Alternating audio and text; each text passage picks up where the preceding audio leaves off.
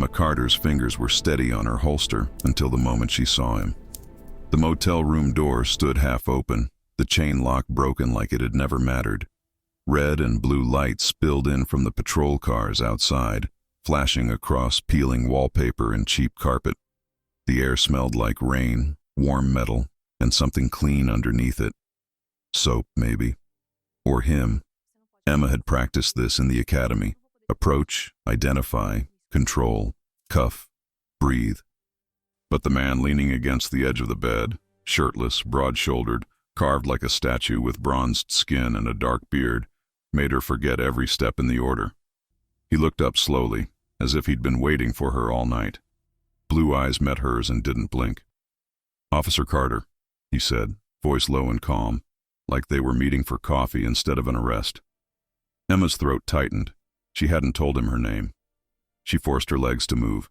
One step, then another. Her boots sounded too loud in the quiet room. Behind her, Sergeant Mike Halstead and two other officers filled the doorway, weapons drawn, tension thick as glass. "Luca D'Angelo," Halstead barked. "Hands where I can see them. On your knees." Emma's brain screamed, "First mission! Don't mess up! Don't mess up! Don't!" Luca didn't look at Halstead. He looked only at her. His hands were already visible, resting on his thighs, palms open. A gesture so cooperative it almost felt insulting. "Of course," he said softly, and then, like he was doing her a favor, he stood. Emma's breath caught again. He was taller than she expected, taller than most men she'd ever had to deal with on patrol, and he moved with the kind of controlled strength that didn't need to prove itself. Every step was smooth, quiet, confident. He didn't go to his knees.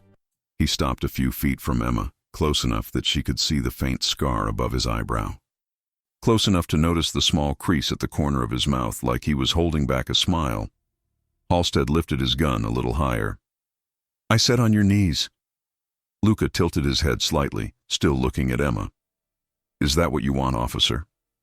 Emma's face heated instantly. Her heart was pounding so loudly she was sure everyone could hear it. She hated that her body reacted before her brain could catch up. Hated that she noticed how his chest rose and fell like he wasn't even nervous. Hated how his eyes made her feel like he could see every thought she tried to hide. She swallowed hard and stepped forward. "Sir," she managed, keeping her voice firm. "Turn around. Hands behind your back." Luca's gaze flicked briefly to her badge, then back to her eyes. His smile appeared fully now, not smug, not mocking. Just warm. Like he liked being told what to do by her. "As you wish." He turned slowly, presenting his back to her. Emma reached for her cuffs with her right hand. Her left stayed near her weapon like she'd been trained, except her right hand was shaking. "No, stop that right now." Her fingers fumbled at the cuff case. The snap stuck. Her nails caught. Behind her, Halstead muttered, "Carter, cuff him." "I'm on it," Emma said too quickly. The cuff case finally opened, and the metal cuffs slipped right out of her fingers. They hit the carpet with a soft clink that sounded like a scream.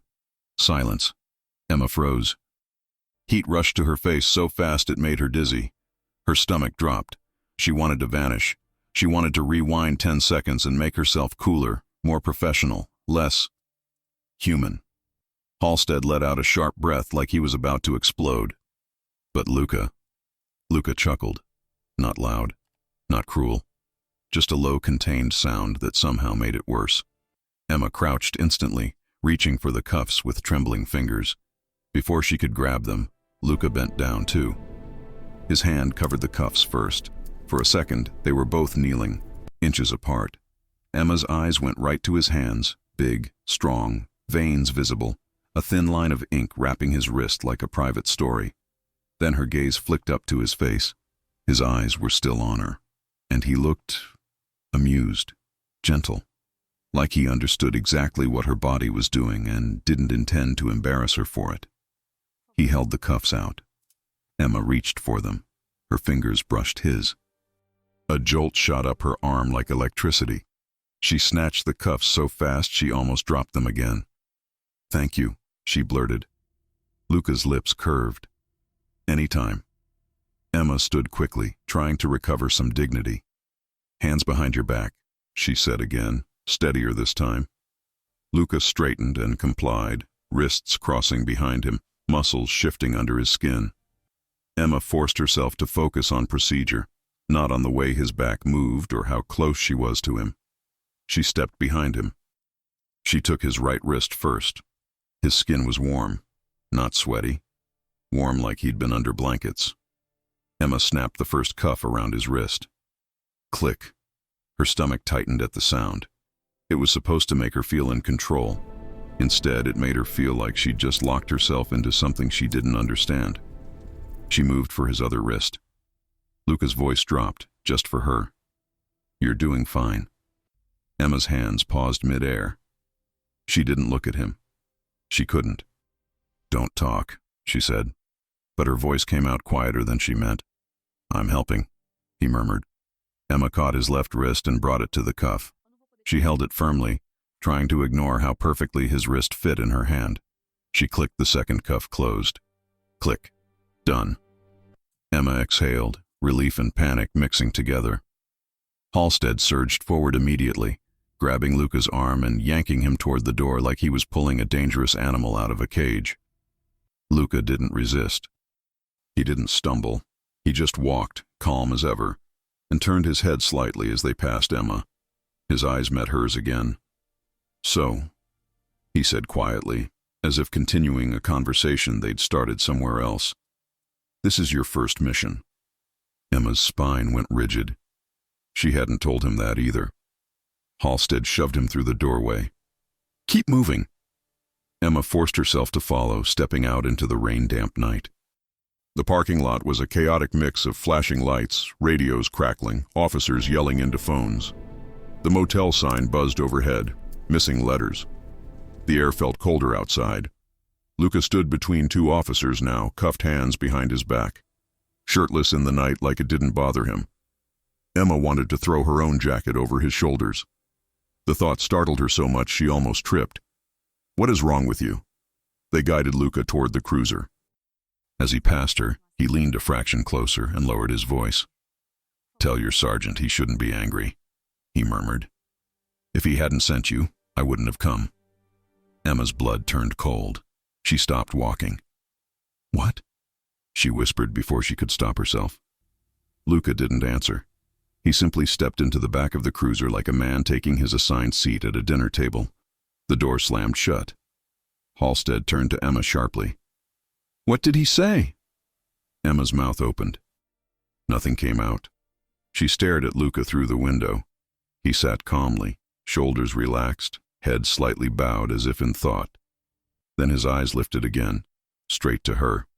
He smiled. Halstead's voice rose. Carter. Emma blinked hard, forcing herself to breathe. He didn't say anything important, she lied. And she hated that she did. Halstead grunted like he didn't believe her, then barked orders to the other officers. Radios crackled, tires rolled. The convoy began to move. Emma climbed into the passenger seat of Halstead's cruiser, heart still racing. Her fingers were still tingling where they'd touched Luca's. As they drove, Halstead glanced at her. You okay? Emma stared out the window at the rain streaking down the glass. Yes, sir. Halstead snorted.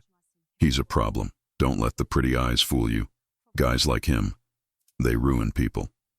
Emma swallowed. Pretty eyes. That was the thing. She'd expected fear, rage, threats. She hadn't expected warmth. Calm. Control, and that look in his gaze that felt like he knew her better than she knew herself. They pulled into the station lot. Officers swarmed the cruiser the moment it stopped. Emma got out, legs stiff. They opened Luca's door. He stepped out slowly. And then, right there, in the bright lot lights surrounded by cops, Luca turned his head and looked at Emma like he had all the time in the world. Like the handcuffs were nothing. Like this was exactly where he wanted to be. Emma's stomach twisted, because she realized something she hadn't allowed herself to consider at all. This man wasn't afraid of being arrested. He'd planned it. Halstead grabbed Luca's arm again and yanked him forward. Inside! Luca moved without resistance, but right before they pushed him through the station doors, he spoke again, just loud enough for Emma to hear. "I'll need to speak to Officer Carter," he said politely, "as soon as possible." Halstead snapped his head around. "No." Luca's gaze didn't leave Emma. "Yes," he said calmly. "You'll see." Emma stood frozen, rainwater dripping from her hair onto her collar, her heart hammering like a warning. Because in that moment, she understood the terrifying part. He wasn't worse than she imagined because he was violent.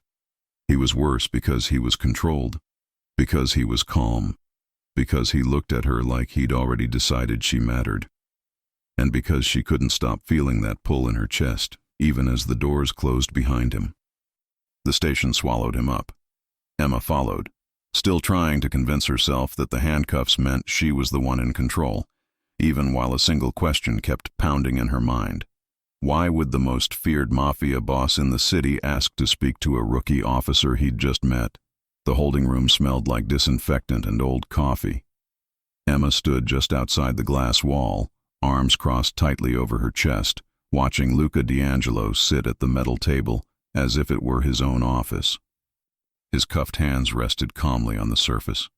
Someone had finally handed him a gray t-shirt, but it didn't soften him. If anything, it made his size more obvious. The fabric stretched across his chest and arms, doing nothing to hide the power beneath it. He looked relaxed. Too relaxed. Emma shifted her weight, trying to ground herself. Focus. This wasn't the motel room. This was the station. Fluorescent lights, cameras, rules. And yet, when Luca lifted his head and looked straight at the glass, straight at her, it felt like the space between them disappeared again. He smiled faintly, like he'd been waiting. Emma's stomach tightened. "Carter." She flinched and turned to see Sergeant Halstead coming up beside her, a file tucked under his arm. His jaw was tight, the way it got when he was irritated but trying to stay professional. "You're not assigned to him," Halstead said flatly. "I know," Emma replied quickly. "I was just watching," he cut in. "Don't." She nodded. "Yes, sir." Halstead opened the file. "That man is not what he looks like." Emma almost laughed at that. That's exactly the problem, she thought. "He's been connected to half the city's underground for over a decade," Halstead continued. "Money, influence. People disappear around him. No witnesses ever stick. He doesn't need to get his hands dirty." Emma glanced back at the glass. Luca had leaned back slightly in his chair now, long legs stretched out, eyes drifting lazily around the room like he was bored. "He surrendered without a fight," she said before she could stop herself. Halstead gave her a sharp look. "That doesn't make him safe." "No," Emma agreed, "but it makes him different." Halstead exhaled through his nose. "That's exactly how he wants you to think." Emma pressed her lips together. She didn't argue, but she didn't feel convinced either. A uniformed officer approached. "Sarge, D'Angelo is requesting to speak with Officer Carter." Emma's heart jumped. Halstead's head snapped up. "No, he isn't." "Yes, sir," the officer said awkwardly. "He asked by name." Halstead muttered something under his breath. Of course he did. He turned to Emma. "You didn't say anything to him, did you?" "No," she said honestly. "I barely said anything at all." "That's the problem," Halstead replied. He thought for a moment, jaw working. "Fine. You'll be present, but I'll be in the room. You don't answer questions. You don't volunteer information. You observe. Understood?" Emma nodded, pulse racing. "Understood." They entered the holding room together. The door buzzed behind them. Luca looked up immediately. His eyes flicked to Halstead, then back to Emma. Something in his expression shifted. Not dramatic, not obvious. Just a quiet focus, like the room had rearranged itself around her. "Officer Carter," he said pleasantly. "Thank you for coming." Halstead pulled out a chair and sat hard across from him. "You don't get to make requests." Luca shrugged lightly, chains clinking softly. "Yet here we are." Emma took the seat beside Halstead, keeping her posture straight, hands folded in her lap. She reminded herself to breathe.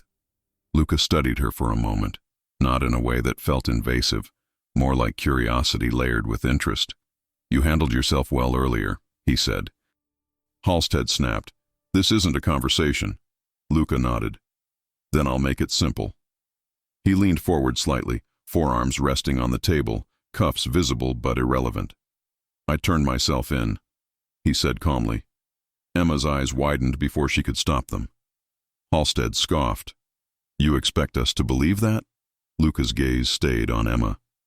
I expect you to confirm it. Emma swallowed. Why?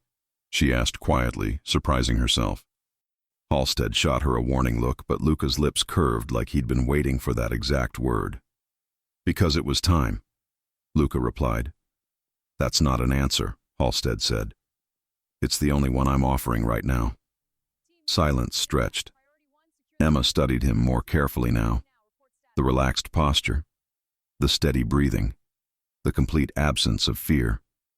This wasn't bravado, it wasn't arrogance, it was certainty. You know what people say about you, she said softly. Luca tilted his head.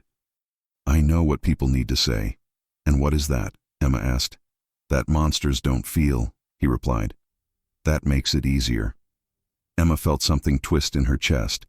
Halstead stood abruptly. Interview's over. Luca didn't argue. He simply leaned back again, eyes returning to Emma. One more thing, he said calmly. Halstead turned sharply. No. Luca ignored him. Your hands were shaking earlier. Emma's face warmed instantly. Halstead glared at him. Enough. They don't shake now, Luca continued, unbothered. That's good. Emma clenched her jaw, torn between embarrassment and an inexplicable sense of being seen. You shouldn't be afraid of me, Luca added gently. You should be curious. Halstead slammed his palm on the table. That's it. They stood. Emma followed, heart pounding. As they reached the door, Luca spoke again, his voice quiet but certain. I won't be here long. Emma paused, turning back despite herself. Why are you so sure? Luca met her gaze steadily. Because this isn't about me staying locked up. Then what is it about? She asked. His smile returned, slower this time. Protection. The door buzzed open. Halstead ushered Emma out immediately, muttering under his breath. The door shut behind them, sealing Luca back inside. Emma leaned against the wall in the hallway, heart racing. Halstead rubbed his temples. He's playing games. Is he? Emma asked, almost to herself. Halstead stared at her. You need to keep your distance. She nodded. Yes, sir. But as she walked away, Luca's words echoed in her mind.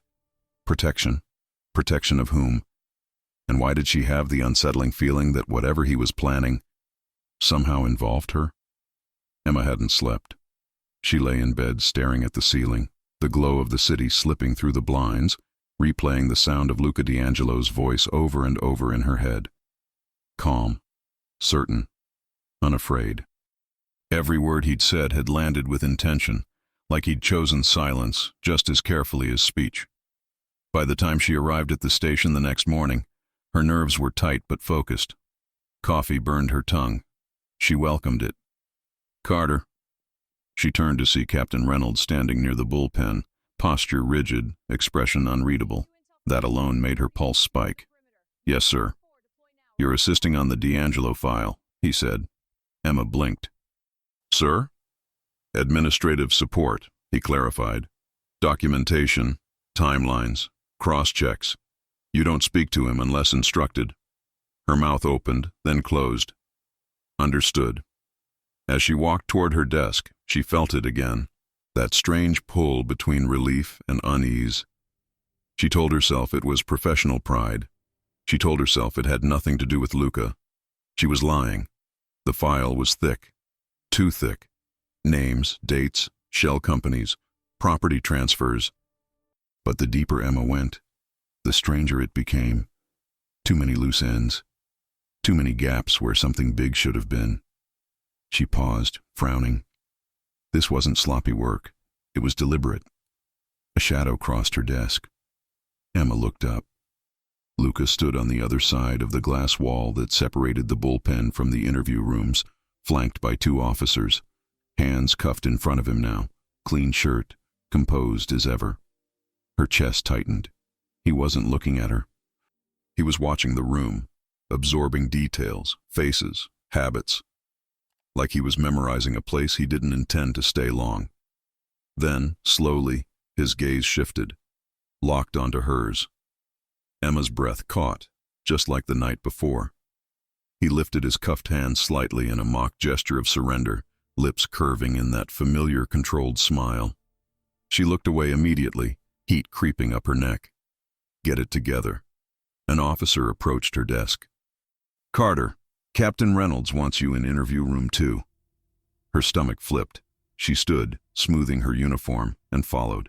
The door buzzed behind her again. Lucas sat at the table, hands resting calmly, posture relaxed. He looked up when she entered, and something softened in his eyes. You came, he said quietly. Emma stayed standing. I'm not here to talk. I'm here to observe. Of course, he replied easily. You're very good at that. Maybe she ignored the comment, taking the seat across from him. A camera blinked red in the corner. Silence settled. You're tired, Lucas said after a moment. Emma's jaw tightened. That's not relevant. He tilted his head slightly. It is to me. She met his gaze despite herself. Why? Because tired people tell the truth faster, he said. Not as a threat, as an observation. Emma leaned back in her chair. You like control? Yes, Luca agreed without hesitation. That's not something to be proud of. I disagree, he said calmly. Control is the difference between chaos and safety. Safety for who? She asked. For the people who don't get to choose, Luca replied. Something in his tone shifted, just slightly. Enough for Emma to notice. She hesitated, then asked, You said you turned yourself in for protection. Luca's eyes flicked briefly to the camera, then back to her. I did. Protection of who? He didn't answer right away. Instead, he leaned forward, lowering his voice. Do you trust your instincts, Officer Carter? Emma's pulse quickened. I trust evidence. Then look closer, he said gently. She studied him. The lack of defensiveness, the absence of fear, the quiet confidence that didn't ask for belief, it expected understanding. You're not afraid of prison, she said. No. Why? Luca smiled faintly. Because prison has rules. Emma frowned. And the outside doesn't? The outside has expectations, he replied. They're much harder to survive. The door buzzed suddenly. An officer leaned in. That's enough. Emma stood, her mind racing. As she turned to leave, Luca spoke again, his voice low and steady. They're watching you more closely than you think. Emma stopped. She looked back. Who is they? Luca met her gaze, serious now. The people who didn't want me to walk in willingly. Her stomach dropped. What does that have to do with me? She asked. Everything, Luca said simply. The door closed between them. Emma stood in the hallway for a long moment, heart pounding. Back at her desk, she opened the file again, eyes scanning faster now, sharper. Patterns emerged where she hadn't noticed them before. Names repeating. Transfers timed too perfectly. She felt a chill. This case wasn't about arresting Luca D'Angelo. It was about something much bigger. And somehow, without meaning to, she was already standing right in the middle of it. Emma started noticing the looks, not the obvious ones, the sideways glances, the lowered voices when she walked past. Those she could handle. It was the careful ones that unsettled her. The way Captain Reynolds paused just a second too long when she spoke. The way files disappeared from her desk and reappeared hours later, rearranged. She stopped mentioning Luca D'Angelo's name out loud. Instead, she read. She read at lunch. She read after her shift. She read until the words blurred and her coffee went cold. The more she read, the more one thing became clear. Luca's case was too clean, too neat for someone with his reputation. Money trails that ended abruptly. Associates who had vanished years ago, legally. Businesses sold, dissolved, absorbed. No violence attached, no sudden spikes, no chaos. It was like someone had erased a life on purpose. Emma sat alone in the records room late one evening. the hum of fluorescent lights filling the silence. She leaned back in her chair and closed her eyes. Protection. The word echoed again. Still here? She jumped. Officer Jenna Morales stood in the doorway, eyebrow raised, jacket already on. You're gonna start paying rent if you keep working overtime like this. Emma forced a smile. Just catching up. Morales stepped inside, lowering her voice. Careful with that case. Emma stilled. Why? Morales hesitated, then shrugged. Because everyone suddenly cares a lot about it, and when that happens, rookies get burned. Emma nodded slowly. Thanks. Morales left. The door clicked shut. Emma stared at the file again, then made a decision she hadn't planned. She stood. The holding wing was quieter at night. Fewer officers. Softer footsteps. Emma walked with purpose, badge visible, heart pounding harder with every step. She stopped outside the interview room. Luca sat inside, hands cuffed, posture relaxed, eyes closed like he was resting. When the door buzzed, he opened them immediately, as if he'd been waiting. Emma stepped in alone. The door shut behind her. You shouldn't be here, Luca said gently. I know, Emma replied, pulling out the chair and sitting anyway. He studied her face, his expression shifting, concern replacing amusement. Something changed. Emma exhaled. You knew it would. Yes, he said quietly. That's why I didn't push. She folded her hands together. You dismantled your own operation. Luca didn't deny it. You didn't run, she continued. You didn't fight. You walked in. For a reason, he said.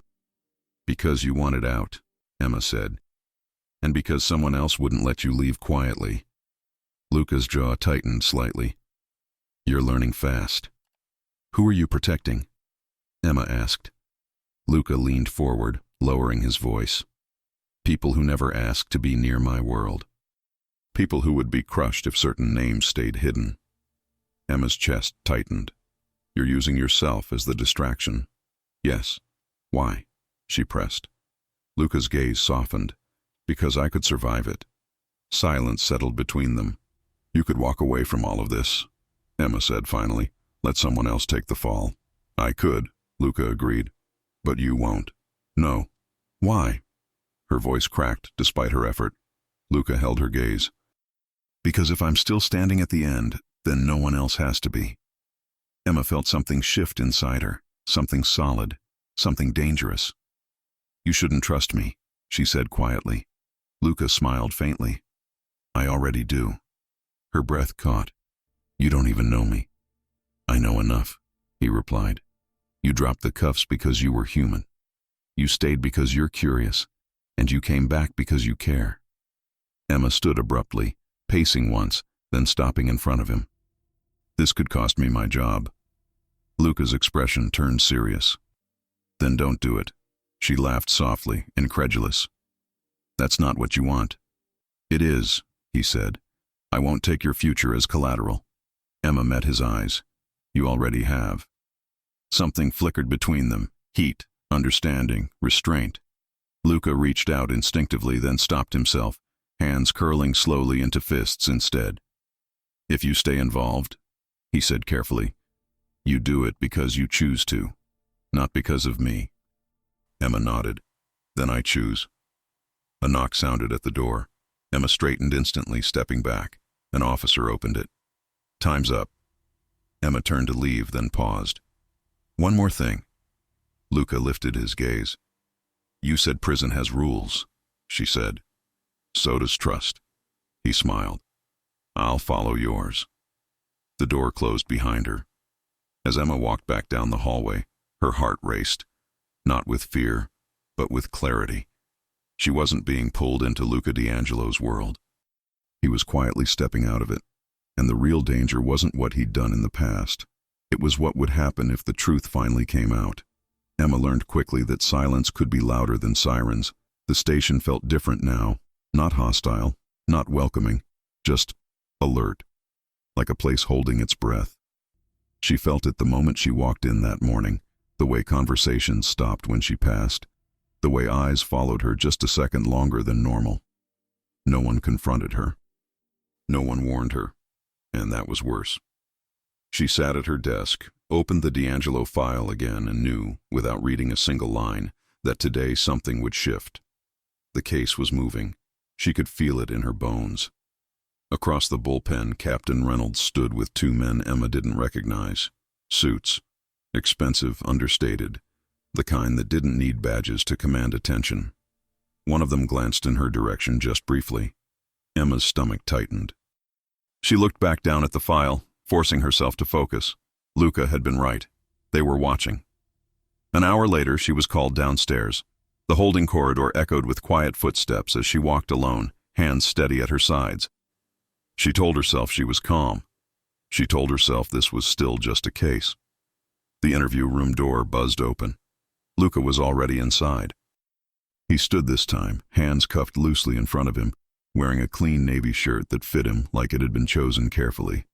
His hair was slightly damp, combed back. He looked composed, ready. When he saw her, something in his expression softened. Not relief, not triumph. Recognition.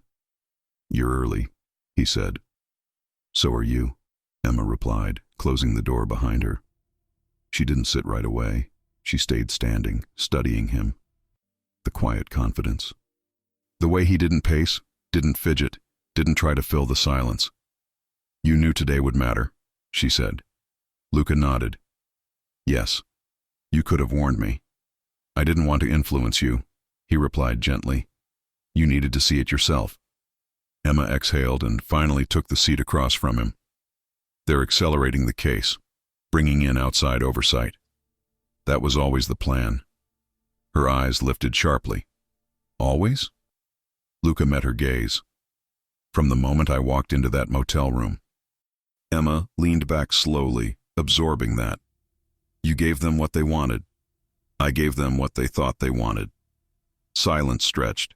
Emma folded her hands together, fingers interlacing tightly. "You're not just protecting people anymore."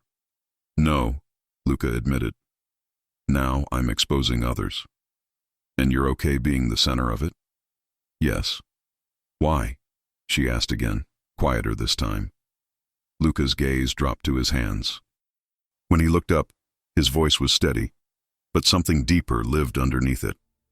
"Because I'm tired of living in a world where power is the only language that matters." Emma felt the weight of that settle between them. "You could walk away after this," she said. "Disappear." "I could," he agreed, "but you won't." "No." She searched his face. "Is that because of them, or because of me?" The question hung in the air, fragile and dangerous. Luca didn't answer immediately. When he did, his voice was low. "Honest." "Both." Emma's breath caught. "You shouldn't say that," she whispered. "I know. You're making this harder." "I know that too." She stood abruptly, pacing once, then stopping with her hands braced on the table. "You don't get to decide how this affects me." "I don't want to," Luca said. "I want you to choose." She laughed softly, disbelief edging her voice. "You say that like there's a real option." "There is," he insisted. "You can step back. Stay clean. Let the system do what it does." "And you?" she asked. "I'll finish what I started." Emma straightened slowly. "And what exactly did you start?" Luca held her gaze. "A reset." Something in his tone made her heart race. "You dismantled your empire," she said. "Piece by piece, quietly, years ago." "Yes." "You let people believe you were still dangerous." "Yes." "Because monsters are easier to blame." Luca smiled faintly. "You're very perceptive." Emma shook her head. "You built a cage around yourself so no one would look too closely at the outside." "And now?" he asked. "Now the cage is breaking," she replied. "And you're standing in the middle of it." Their eyes locked. For a moment, the room felt too small, too warm, the air thick with things neither of them should say. "I don't regret it," Luca said softly. "Not for a second." Emma's voice dropped. "Even if it costs you everything?" "Yes." "Why?" Luca leaned forward, elbows on the table, lowering his voice until it felt like a secret meant only for her. Because for the first time in a long time, I'm choosing the kind of life I want, not the one I was handed. Her chest tightened. And what kind of life is that? She asked. Luca's eyes never left hers. One where I don't have to hide who I am when someone looks at me the way you do. Emma swallowed hard. You don't know what you're asking, she whispered. I'm not asking, he said. I'm telling you the truth. Footsteps sounded outside the door. Emma straightened instantly, stepping back. The door opened. Time, an officer said curtly. Emma nodded, heart pounding, and moved toward the exit. Her hand rested on the door handle for a brief second before she turned back. Luca. He lifted his gaze. If this goes the way you think it will, she said carefully, what happens after? His expression softened, not with certainty, but with hope. Then I finally get to live honestly, he said. And you get to decide whether you want to be part of that life. Emma held his gaze for a long beat. Then she nodded once and left. As she walked back into the bullpen, her phone buzzed quietly in her pocket. A message. Unknown number. Be careful. You're closer than you think. Emma's pulse spiked. She looked up, and across the room, one of the men in suits was watching her. And in that moment, she understood something crucial. The danger wasn't Luca D'Angelo. The danger was what would happen when the people he'd exposed realized Emma Carter had chosen to stand beside him. The city felt quieter the morning everything began to unravel. Emma noticed it on her drive to the station, the way traffic flowed too smoothly, the way the sky hung low and gray, like it was waiting for something to happen. Her phone sat face down in the cup holder. She hadn't replied to the message from the unknown number.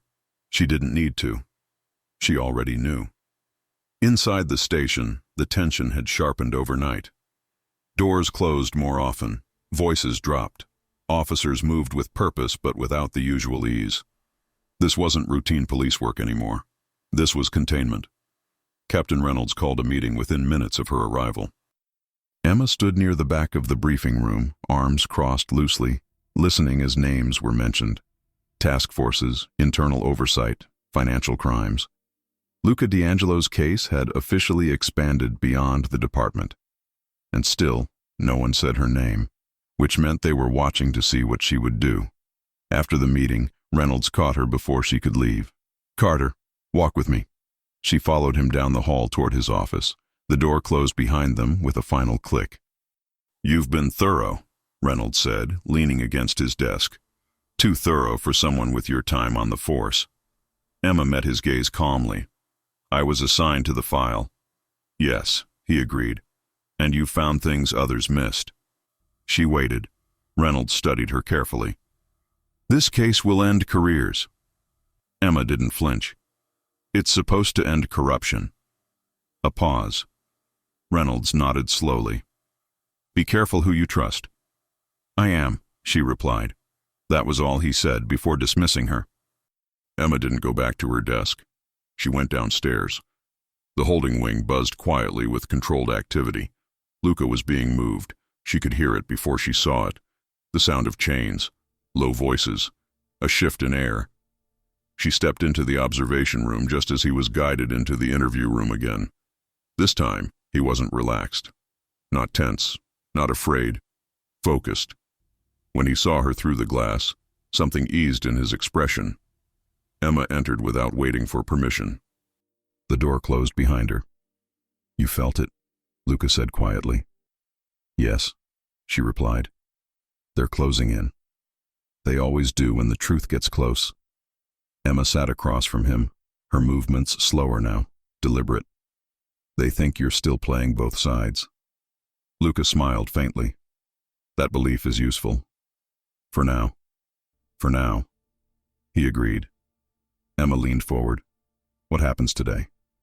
Luca studied her for a long moment. Today, the story changes.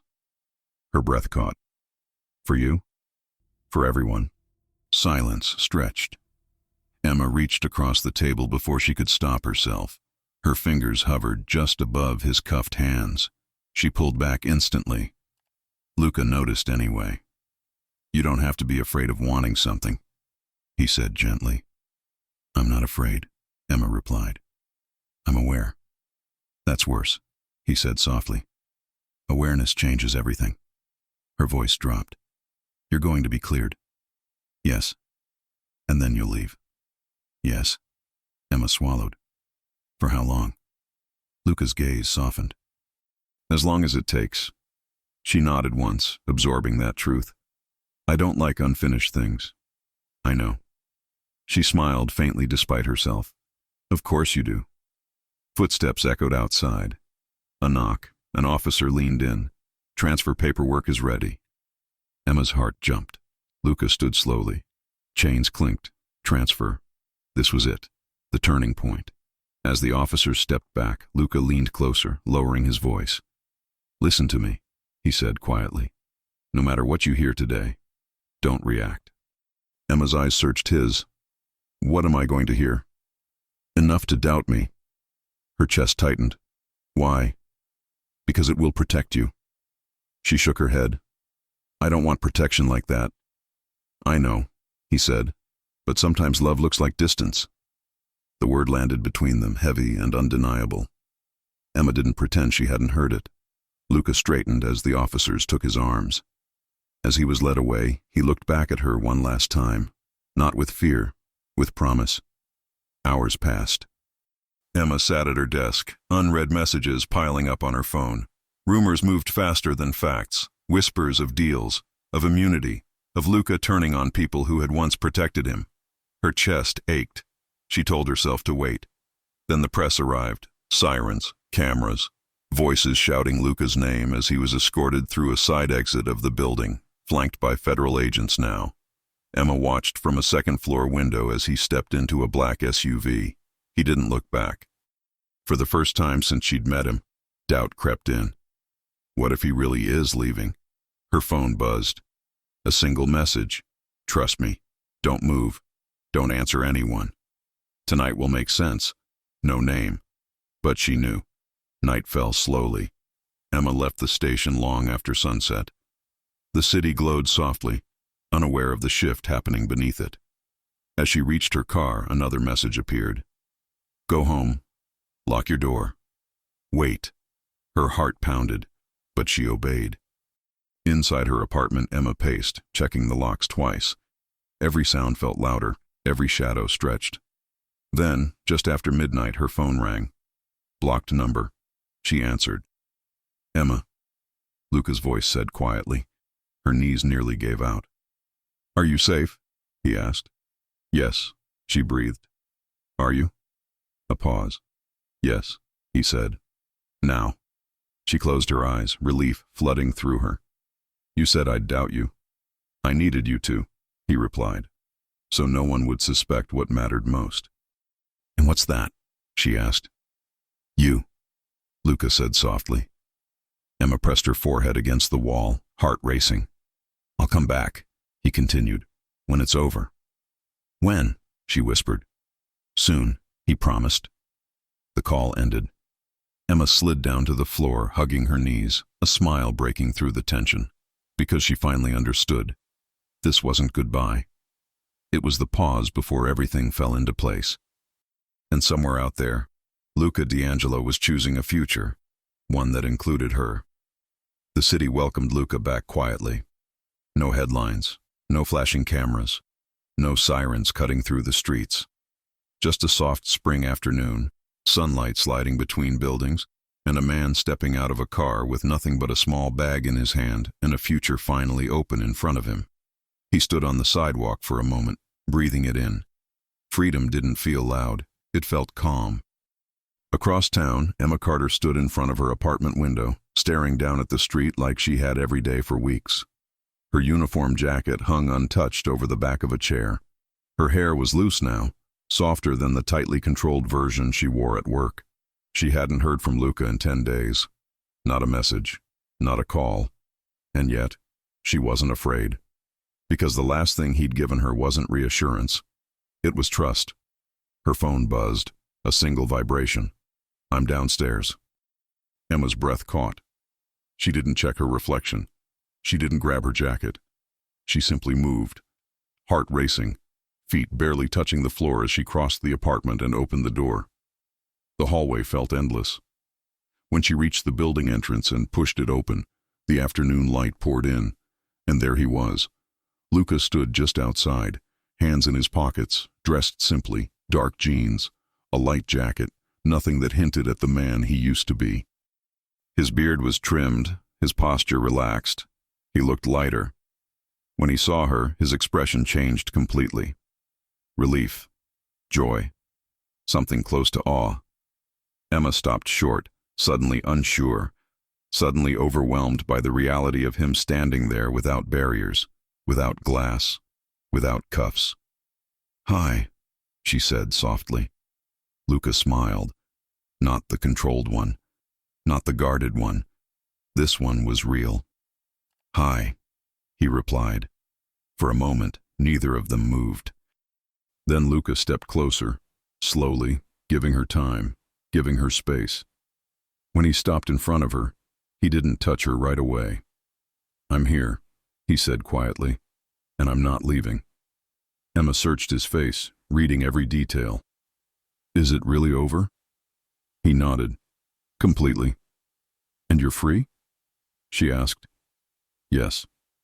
Her voice trembled. "Then why does it feel like my heart is still catching up?" Luca reached for her hands gently, waiting until she let him take them. His touch was warm, familiar. "Because we waited," he said. "And waiting changes people." Emma laughed softly, emotions spilling over. "I didn't think you'd actually come back." Luca lifted her hands, pressing a kiss to her knuckles. "I promised." "And you always keep your promises?" she asked.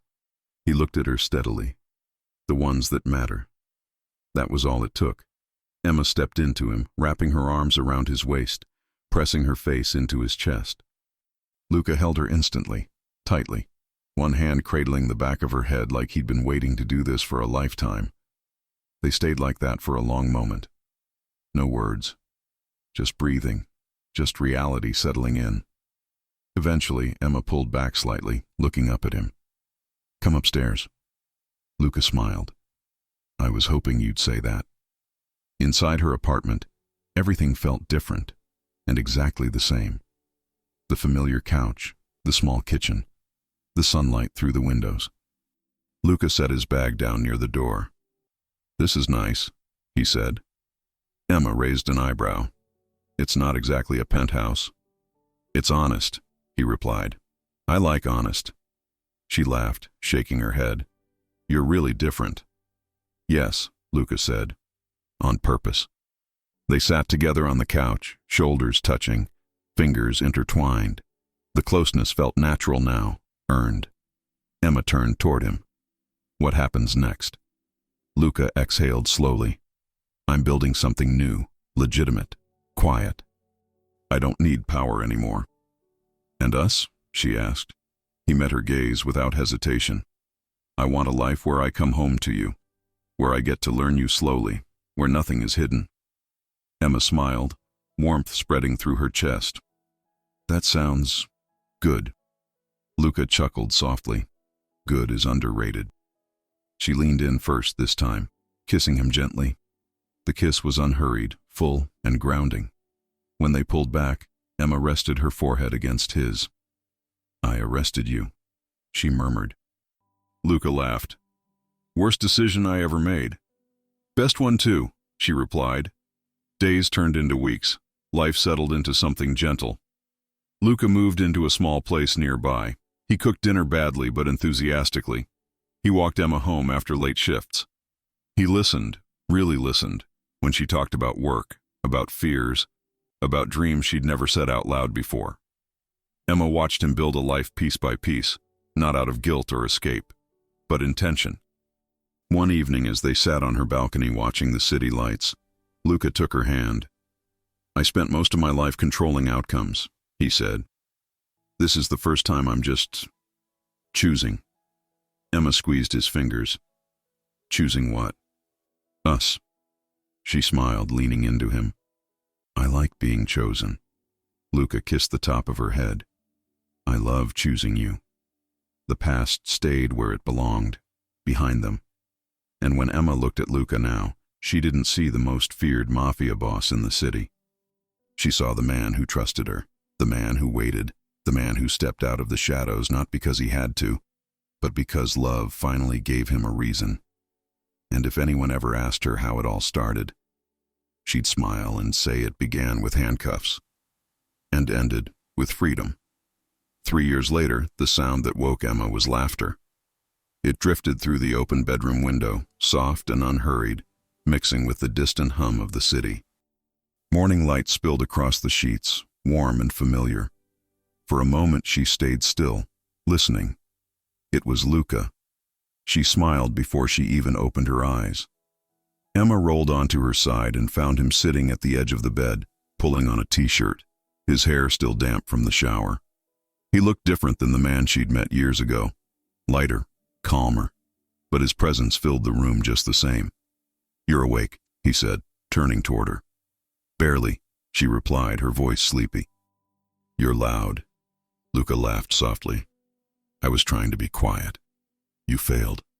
He leaned down and kissed her forehead. "I'll try harder tomorrow." She reached for his wrist as he stood, fingers brushing against the faint outline of the old cuff mark that had long since faded. It was still there if you looked closely enough. A memory more than a scar. "You have that meeting today," she said. "I do," Luca replied. "First investors' breakfast. Very official." Emma raised an eyebrow. "You're still amazed you get invited to those, aren't you?" "Every time," he admitted. "I keep waiting for someone to realize I'm winging it." She sat up, smiling at him. "You're not winging it. You built something real." He met her gaze, something warm and steady in his eyes. "I built it because I had a reason to stay." Emma's chest tightened in that familiar way it always did when he said things like that. So simple, so honest. They moved through the morning together with ease. Coffee brewing, toast burning slightly, music playing softly in the background. The apartment wasn't big, but it felt full. On the kitchen counter, a small wooden box sat tucked near the fruit bowl. Emma noticed it as she poured her coffee. "You still keep that there?" Luca glanced at it and smiled. "Of course." Inside the box were the handcuffs, not evidence, not a trophy, a reminder. They'd laughed the first time he brought them home, cleaned, retired, harmless. Emma had shaken her head and told him he was ridiculous. He'd told her it was the moment his life changed. She took a sip of coffee and leaned against the counter. "You know, most people don't keep reminders of their arrest in the kitchen." "I'm not most people," he replied easily. "And I'm not most officers," she said back. They shared a look that said everything. Emma's career had grown steadily. She wasn't a rookie anymore. She was respected, trusted. She'd learned how to walk the line between compassion and strength without losing herself. And Luca had built something honest, quiet, successful in a way that didn't demand attention. He no longer controlled rooms. He chose them. Later that afternoon, Emma stood on the sidewalk outside a small cafe, watching Luca through the window as he spoke with two men at a corner table. He looked relaxed, confident, completely at home in a world that once would have swallowed him whole. He caught her watching and smiled, not the guarded smile from the past, the real one. When the meeting ended, he stepped outside and pulled her into his arms, pressing a kiss to her temple. "How'd it go?" she asked. "Good," he said. "They want to move forward." She smiled. "I never doubted you." He lowered his voice. "You're the only reason I learned how not to doubt myself." They walked hand in hand down the street, the city moving around them without urgency. Later that night, as they lay on the couch, Emma resting against Luca's chest, she traced slow circles over his shirt. "Do you ever think about it?" she asked quietly. "About what?" he murmured. "The night we met." Luca smiled into her hair. "Every day." She laughed softly. "You scared me." "I know." "You distracted me." "I definitely know." "And you changed my life." Luca tilted her chin up gently so she had to look at him. "So did you." The room was quiet. Safe. Emma thought about the woman she'd been, the nervous rookie, shaking hands, heart racing. She thought about the man he'd been, powerful, controlled, hiding behind a reputation he no longer needed. They hadn't saved each other. They'd chosen each other. And that made all the difference. As Emma drifted toward sleep, Luca held her a little tighter, listening to the steady rhythm of her breathing. Freedom, he'd learned, wasn't about walking away from the past. It was about building something you never wanted to escape from. And every morning, when he woke beside Emma Carter, he knew, without doubt, that the best thing that ever happened to him had started with handcuffs and ended with love.